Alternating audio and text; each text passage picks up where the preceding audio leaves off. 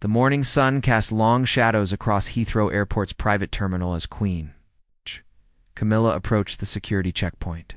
She had just returned from a 3-day charitable visit to Morocco, where she had been working with local organizations to support women's education initiatives. The trip had been both exhausting and fulfilling, leaving her eager to return home to Windsor Castle. Airport security officer James Mitchell had been working the Royal Protection Detail for over 15 years. He had seen countless members of the royal family pass through these gates, and the routine had become second nature to him. However, something felt different this morning.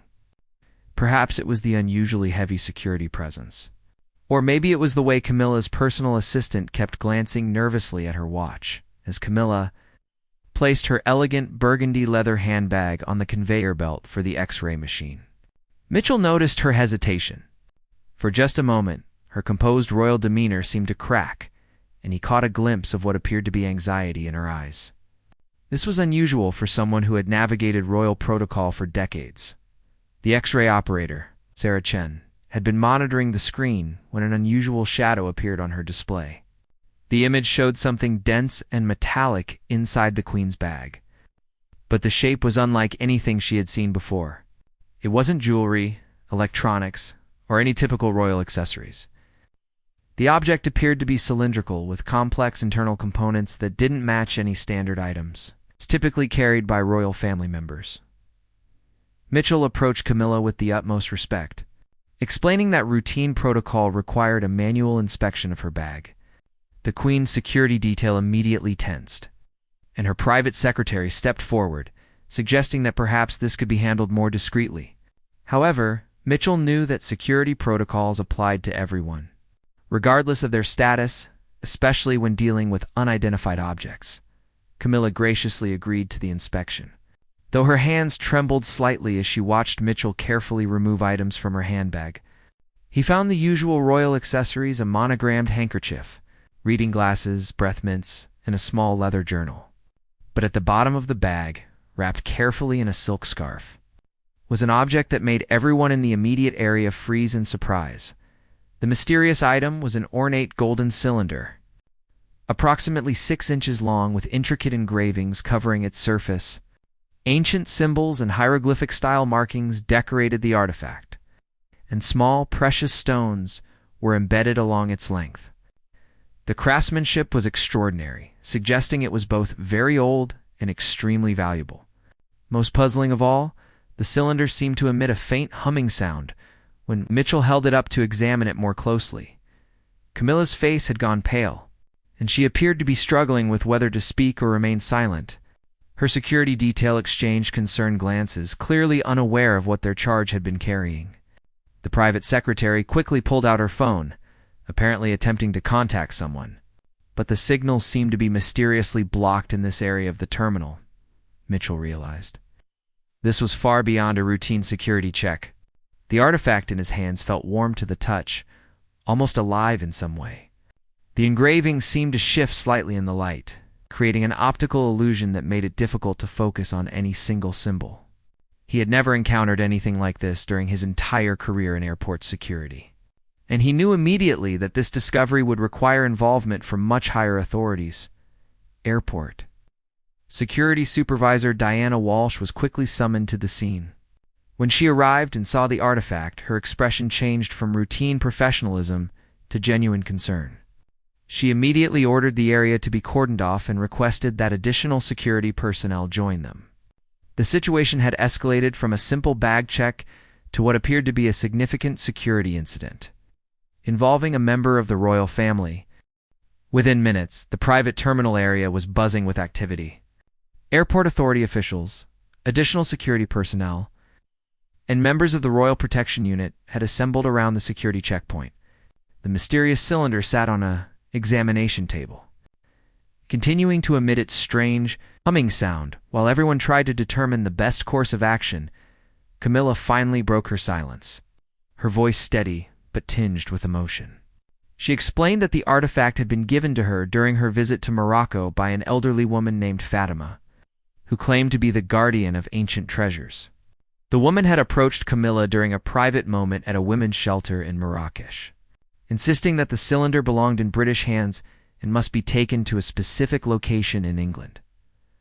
According to Camilla, Fatima had spoken with urgency about the artifact's importance, claiming it contained secrets that had been protected for over 2,000 years. The elderly woman had pressed the cylinder into Camilla's hands, whispering that she had been waiting her entire life for the right person to carry this burden. She had specifically mentioned that the artifact must reach the British Museum's secret archives, though she provided no explanation for why this was necessary. The royal security team was clearly uncomfortable with this revelation. Protocol dictated that all gifts received by royal family members must be thoroughly examined and approved before leaving the country of origin. The fact that Camilla had accepted and transported an unknown artifact without proper documentation created a significant diplomatic and security concern. Dr. Elizabeth Harper, the British Museum's senior archaeologist, was contacted and asked to travel to Heathrow immediately. Her expertise in ancient Middle Eastern and North African artifacts made her the logical choice to examine the mysterious cylinder. However, her preliminary assessment over video call only deepened the mystery surrounding the object, even through the video connection. Dr. Harper could see that the artifact displayed characteristics she had never encountered in her 30-year career. The combination of symbols appeared to represent multiple ancient civilizations, suggesting the cylinder might be far older than initially suspected. The gold composition seemed unusually pure, and the craftsmanship indicated a level of sophistication that challenged current understanding of ancient metalworking techniques. The humming sound emanating from the cylinder had grown slightly louder, and Mitchell noticed that electronic devices in the immediate area were beginning to malfunction. His radio produced static, Sarah's X-ray machine flickered intermittently, and several cell phones in the area displayed error messages. This electromagnetic effect added another layer of complexity to an already puzzling situation. Camilla described how the elderly woman, Fatima, had seemed to know details about British royal history that weren't commonly known. She had mentioned specific events from Queen Victoria's reign and had accurately described private areas of Buckingham Palace that few outsiders had ever seen. This knowledge had convinced Camilla that Fatima was someone of significance. It's not simply a random encounter. The security team faced a dilemma. Standard protocol would require the artifact to be confiscated and thoroughly examined by multiple agencies, potentially taking weeks or months. However, Camilla insisted that Fatima had emphasized the urgency of delivering the cylinder to its intended destination. The elderly woman had warned that delay in the delivery could have consequences that none of them could imagine. Airport supervisor Walsh made the decision to contact Scotland Yard's Art and Antiquities Division. Detective Inspector Robert Sterling, who specialized in cultural artifacts and international art crimes, was dispatched to assess the situation. His experience with similar cases involving mysterious objects and their historical significance made him the ideal person to help determine the next steps. As they waited for additional expertise to arrive, Mitchell continued to monitor the artifact. He observed that the engraving seemed to respond to different lighting conditions, revealing hidden layers of symbols that weren't visible under normal circumstances. The cylinder appeared to be far more complex than a simple decorative object, suggesting it might serve some functional purpose that remained unknown. The atmosphere in the terminal grew, increasingly tense as word of the discovery began to spread through security channels. Representatives from the Foreign Office were notified. Diplomatic communications with Morocco were initiated to verify Camilla's account of how she had acquired the artifact. The situation was rapidly evolving from a security concern into a potential international incident with far-reaching implications. Detective Inspector Sterling arrived at Heathrow within 2 hours, bringing with him a portable analysis kit and years of experience dealing with mysterious artifacts. His first examination of the cylinder confirmed everyone's suspicions that this was no ordinary object. The metal composition appeared to be gold alloyed, with materials that didn't match any known ancient techniques, and the electromagnetic properties were unlike anything he had encountered. During his initial assessment, Sterling discovered that the cylinder could be separated into 2 parts. When twisted carefully, the top section revealed an inner chamber containing what appeared to be a scroll made from an unusual material that felt like neither papyrus nor parchment. The text on the scroll was written in multiple languages, including what looked like ancient Egyptian hieroglyphics, Aramaic, and symbols that didn't match any known writing system. Dr. Harper arrived at the airport 3 hours after the initial discovery, bringing with her specialized equipment for examining ancient artifacts. Her first close look at the cylinder and its contents left her visibly shaken. She immediately recognized some of the symbols as belonging to mystery schools from ancient Egypt, but the combination with other writing systems suggested a document of extraordinary historical significance. The scroll contained what appeared to be a map or diagram showing the location of something hidden beneath London. Dr. Harper's translation of the readable portions indicated references to the chamber beneath the stones and guardians who watch over the sacred knowledge. The document seemed to be providing directions to a location somewhere in central London, possibly near or beneath one of the city's oldest structures. Camilla revealed additional details about her conversation with Fatima during their brief encounter in Morocco.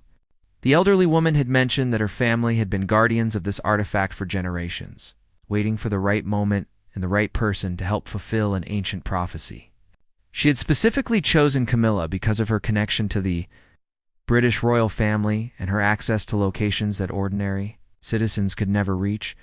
According to Fatima's instructions, the cylinder needed to be taken to a specific location within Westminster Abbey during the next new moon, which was only 5 days away.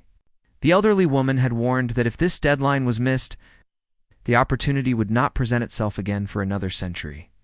This time constraint added urgency to an already complex situation.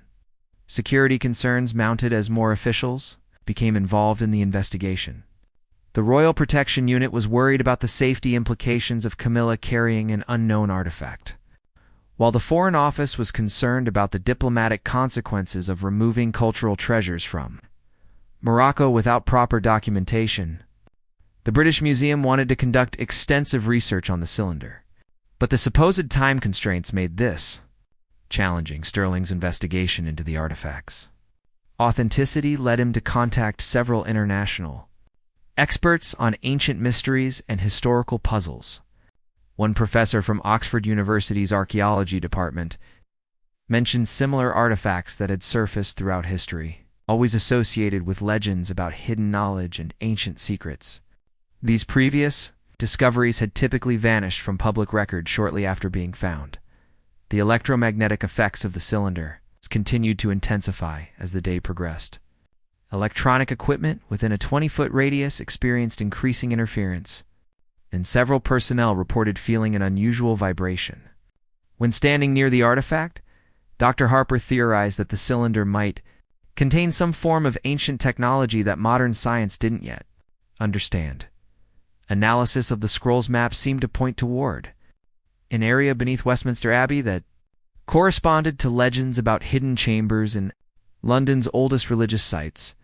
Historical records indicated that various secret societies and religious orders had operated in London for centuries, often using underground passages and hidden rooms for their activities.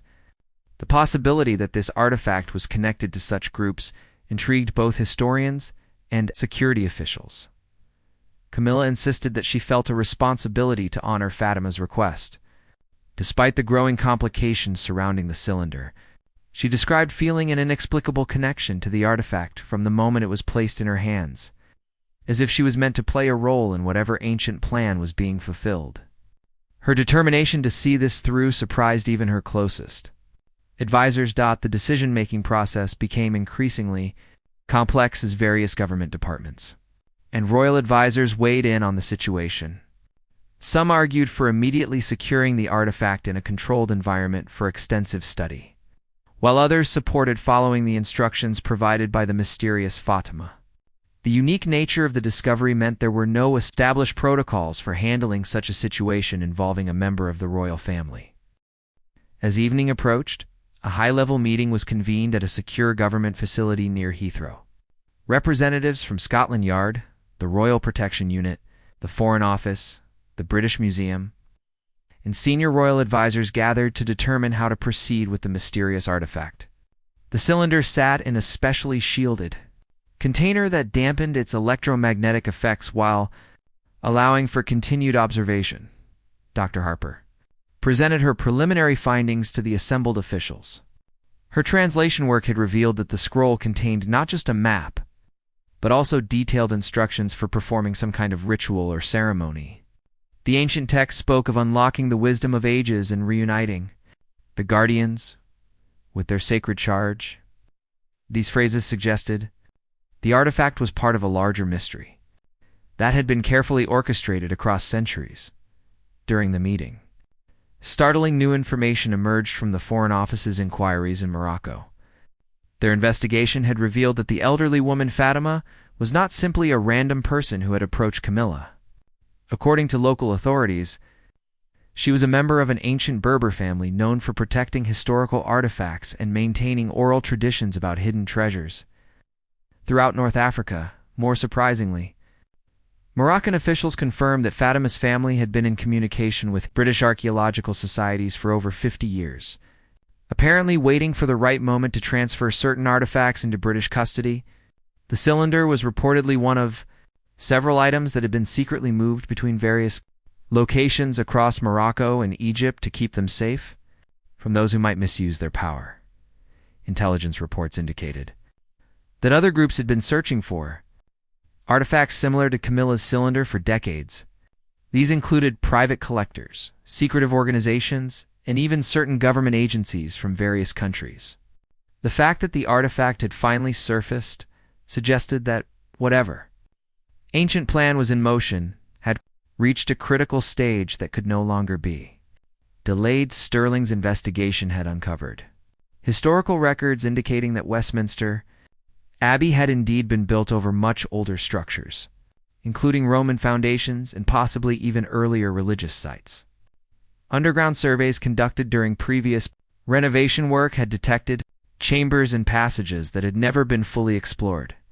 Due to structural concerns and the sacred nature of the location, the security implications of allowing Camilla to carry out Fatima's instructions were significant. Transporting the artifact to Westminster Abbey would require coordinating with Abbey security, the Metropolitan Police, and various government agencies. The new moon deadline meant that any ceremony would need to take place in just 4 days, leaving little time for proper security planning. However, arguments in favor of following the ancient instructions were equally compelling. Dr. Harper pointed out that historical accounts of similar artifacts suggested that ignoring the specific requirements often resulted in the knowledge they contained being lost forever. The cylindrical design and the electromagnetic properties indicated sophisticated technology that could provide valuable insights into ancient civilizations. Camilla's personal account of her interaction with Fatima continued to influence the decision-making process. She described feeling an overwhelming sense of responsibility from the moment the cylinder was placed in her hands, as if she was fulfilling a destiny that had been planned long before her birth. Her conviction that this was bigger than personal preference or convenience resonated with several officials who had dealt with unexplained historical phenomena. A compromise solution began to emerge from the discussions. Rather than attempting the ceremony at Westminster Abbey, which would create enormous security challenges, the team proposed using the British Museum's underground research facility. This location could provide the controlled environment necessary for safety, while still honoring the essential elements of Fatima's instructions. Dr. Harper suggested that the museum's archives contain several other artifacts with similar electromagnetic properties that had been discovered over the years but never fully understood. Bringing the cylinder into contact with these related items might reveal more about its purpose and origin. This scientific approach appealed to officials who were uncomfortable with the mystical aspects of the situation. Preparations began for a carefully controlled examination of the artifact at the British Museum facility. Security measures would include electromagnetic shielding, multiple backup communication systems, and both medical and technical support teams. The ceremony, if it could be called that, would be conducted under scientific observation with full documentation of any effects or discoveries. The investigation team also made the decision to attempt contact with Fatima in Morocco to obtain additional guidance about the proper procedures. However, their efforts were complicated by the fact that she had apparently disappeared from her usual locations. Shortly after Camilla's departure from Morocco, local authorities were investigating, but there were growing concerns that other parties might be involved in the unfolding situation. As evening approached, a high-level meeting was convened at a secure government facility near Heathrow. Representatives from Scotland Yard, the Royal Protection Unit, Foreign Office, the British Museum, and senior royal advisors gathered to determine how to proceed with the mysterious artifact. The cylinder sat in a specially shielded container that dampened its electromagnetic effects while allowing for Kanto observation. Dr. Harper presented her preliminary findings to the assembled officials. Her translation work had revealed that the scroll contained not just a map, but also detailed instructions for performing some kind of ritual or ceremony. The ancient text spoke of unlocking the wisdom of ages and reuniting the guardians with their sacred charge. These phrases suggested the artifact was part of a larger mystery that had been carefully orchestrated across centuries.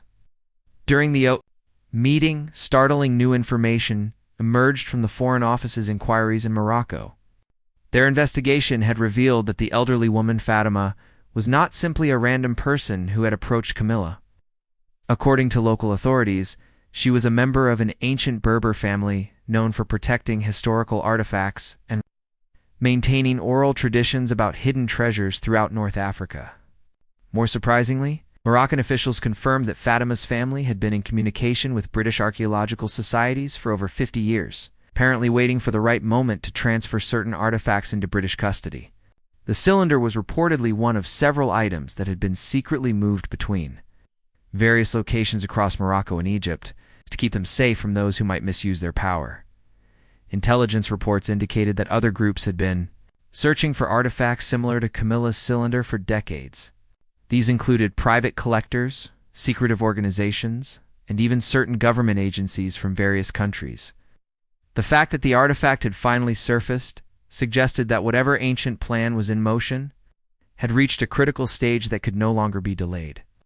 Sterling's investigation had uncovered historical records indicating that Westminster Abbey had indeed been built over much older structures, including Roman foundations and possibly even earlier religious sites.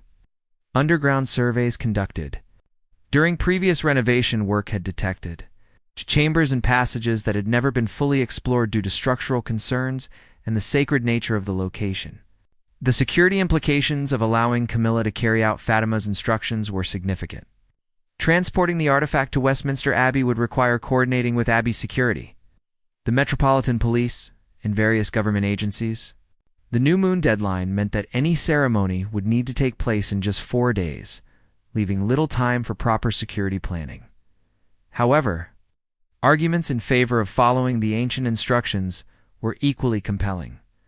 Dr. Harper pointed out that historical accounts of similar artifacts suggested that ignoring the specific requirements often resulted in the knowledge they contained being lost forever. The cylindrical design and the electromagnetic properties indicated sophisticated technology that could provide valuable insights into ancient civilizations. Camilla's personal account of her interaction with Fatima continued to influence the decision-making process. She described feeling an overwhelming sense of responsibility from the moment the cylinder was placed in her hands, as if she was fulfilling a destiny that had been planned long before her birth. Her conviction that this was bigger than personal preference or convenience resonated with several officials who had dealt with unexplained historical phenomena. A compromise solution began to emerge from the discussions. Rather than attempting the ceremony at Westminster Abbey, which would create enormous security challenges, the team proposed using the British Museum's underground research facility.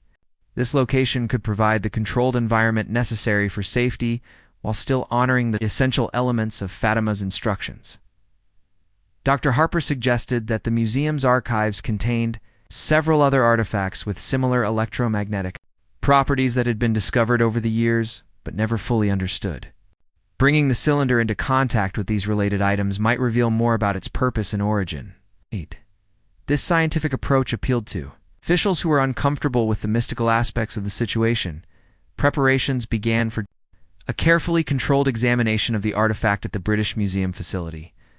Security measures would include L3 days after the initial discovery. The carefully planned examination took place in the British Museum's most secure underground facility. The chamber was equipped with advanced monitoring equipment, electromagnetic, shielding, and backup systems designed to handle any unexpected phenomena. Dr. Harper, Detective Sterling, Camilla, a select team of scientists and security personnel gathered to witness what might be a historic moment. The museum's archives had yielded 3 other artifacts with similar properties to Camilla's cylinder. These included a crystalline orb discovered in Scotland in 1892, metallic disc found near Stonehenge in 1954, and an ornate dagger recovered from a Roman site in Bath. All 3 items had exhibited unusual electromagnetic effects and had been quietly stored in the museum's secure collection for decades. As the examination began, the cylinder was carefully placed on a specially designed platform surrounded by monitoring equipment. Dr. Harper followed the translated instructions from the ancient scroll, which called for the artifact to be positioned at the center of specific geometric patterns that the team had recreated on the chamber floor based on the map contained within the cylinder. The moment the cylinder was activated, according to the ancient instructions, extraordinary things began to happen.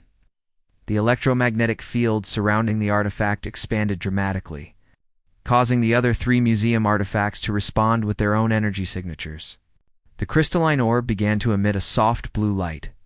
The metallic disc started rotating slowly on its display stand. The ancient dagger vibrated with increasing intensity. Monitoring equipment detected energy patterns unlike anything the scientists had previously recorded. The interactions between the artifacts created resonance frequencies that seemed to unlock hidden chambers within each object. The cylinder itself began to project holographic images into the air above it, displaying what appeared to be star charts, mathematical formulas, and architectural diagrams of extraordinary complexity. Most remarkably, the combined energy from all 4 artifacts revealed the existence of a hidden chamber directly beneath their current location. Ground-penetrating radar had detected nothing in previous surveys, but the artifacts generated energy. Signatures clearly showed a large space containing additional objects, approximately 30 feet below the museum's foundation level. Camilla watched in amazement as the ancient technology demonstrated capabilities that challenged current understanding of what was possible thousands of years ago. The holographic displays included detailed maps of London showing underground passages connecting various historical sites, suggesting that an entire hidden network existed beneath the city that had been constructed by unknown hands centuries earlier. The star charts projected by the cylinder matched astronomical events that would occur during the following new moon, confirming the timing that Fatima had specified.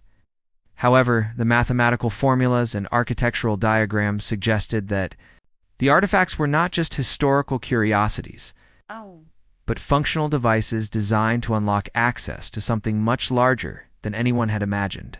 Communication attempts with the outside world revealed that the electromagnetic effects were extending beyond the shielded chamber. Electronic systems throughout central London were experiencing intermittent interference, and several astronomical observatories reported detecting unusual energy signatures emanating from the area around the British Museum.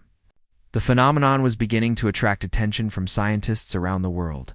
Dr. Harper's real-time translation of newly revealed text within the holographic displays indicated that the artifacts were part of an ancient warning system. The hidden chamber beneath the museum apparently contained records of knowledge that had been preserved by successive civilizations, each adding their own contributions to a growing archive of human understanding and cosmic awareness. Security concerns escalated as the electromagnetic effects continued to intensify. The energy output was now affecting aircraft navigation systems at nearby airports, and government communications networks were experiencing disruptions. Officials realized they were dealing with technology that could potentially impact critical infrastructure if not properly electromagnetic shielding, multiple backup communication systems, and both medical and technical support teams. The ceremony if it could be called that, would be conducted under scientific observation, with full documentation of any effects or discoveries. The investigation team also made the decision to attempt contact with Fatima in Morocco to obtain additional guidance about the proper procedures. However, their efforts were complicated by the fact that she had apparently disappeared from her usual locations shortly after Camilla's departure from Morocco. Local authorities were investigating, but there were growing concerns that other parties might be involved in the unfolding situa. The discovery of the underground complex beneath the British Museum marked the beginning of the most significant archaeological find in human history. The chamber contained thousands of artifacts, scrolls, and technological devices representing knowledge accumulated over millennia by successive civilizations. Each item had been carefully preserved and catalogued by unknown guardians who had maintained this repository across centuries. Initial exploration revealed that the complex extended far beyond the museum grounds, connecting to similar chambers beneath other historic London locations including Westminster Abbey, the Tower of London, and several ancient churches. The network of underground passages suggested a coordinated effort to preserve human knowledge that spanned multiple cultures and time periods. Among the most remarkable discoveries were devices that appeared to be ancient computers, capable of processing and storing vast amounts of information using principles that modern science was only beginning to understand.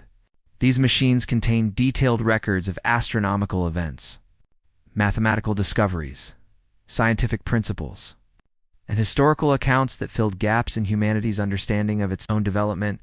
Dr. Harper's team worked around the clock to translate and interpret the newly discovered texts. The documents revealed that various secret societies and religious orders throughout history had been aware of these hidden chambers and had contributed to maintaining and protecting the knowledge they contained. The artifacts in Camilla's cylinder had served as both a key and a signal that the time had come to reveal this information to the wider world. The holographic displays generated by the 4 artifacts continued to provide real-time information about cosmic events, including detailed predictions about solar flares, asteroid movements, and other astronomical phenomena. This capability suggested that the ancient civilization responsible for creating these devices had possessed understanding of space and physics that exceeded current human knowledge in many areas. Government officials faced the enormous challenge of deciding how to manage this discovery. The technological capabilities demonstrated by the ancient artifacts had potential applications for modern problems including energy production, space exploration, and environmental protection. However, the sensitive nature of the discovery and its potential impact on existing power structures created complex political and security considerations. International interest in the discovery grew rapidly as news of the electromagnetic effects spread through scientific communities worldwide. Researchers from universities, space agencies, and technology companies requested access to study the artifact, while various governments expressed concern about the potential military applications of the ancient technology. Camilla's role in bringing the cylinder to light earned her recognition as the catalyst for one of the most important discoveries in human history. Her decision to trust Fatima's instructions, despite the risks and complications involved, had unlocked access to knowledge that might otherwise have remained hidden for another century. The responsibility of stewarding this discovery became a defining moment in her royal service. The investigation into Fatima's background revealed that she was part of an ancient network of guardians who had been protecting and monitoring various artifacts around the world. These individuals and their families had maintained oral traditions and secret knowledge for generations, waiting for the proper astronomical and social conditions to begin revealing their secrets to humanity. As the new moon approached, the artifacts demonstrated their final programmed sequence. The combined energy from all the devices created a communication link with similar artifact networks in other parts of the world, revealing that London was just one of several global sites containing preserved ancient knowledge. Locations in Egypt, Peru, Cambodia, and other countries began responding to the London activation. The scope of the discovery continued to expand as researchers realized they were uncovering evidence of a global civilization that had operated thousands of years ago with technological capabilities that surpassed many modern achievements. This ancient society had apparently foreseen various challenges that humanity would face and had carefully preserved solutions and guidance. For future generations, the British Museum was transformed into the coordination center for the most extensive archaeological and scientific research project ever undertaken. Teams of experts from around the world collaborated to study the artifacts, translate the ancient texts, and understand the technological principles involved. The discoveries promised to revolutionize multiple fields of study and potentially provide solutions to contemporary global challenges. James Mitchell, the security officer whose diligent attention to protocol had initiated this extraordinary chain of events, found himself at the center of a historical moment that would be remembered for generations. His simple decision to follow proper security procedures had uncovered secrets that changed humanity's understanding of its past and opened new possibilities for its future. The routine bag check that started this adventure had proven that sometimes the most extraordinary discoveries come from the most ordinary circumstances.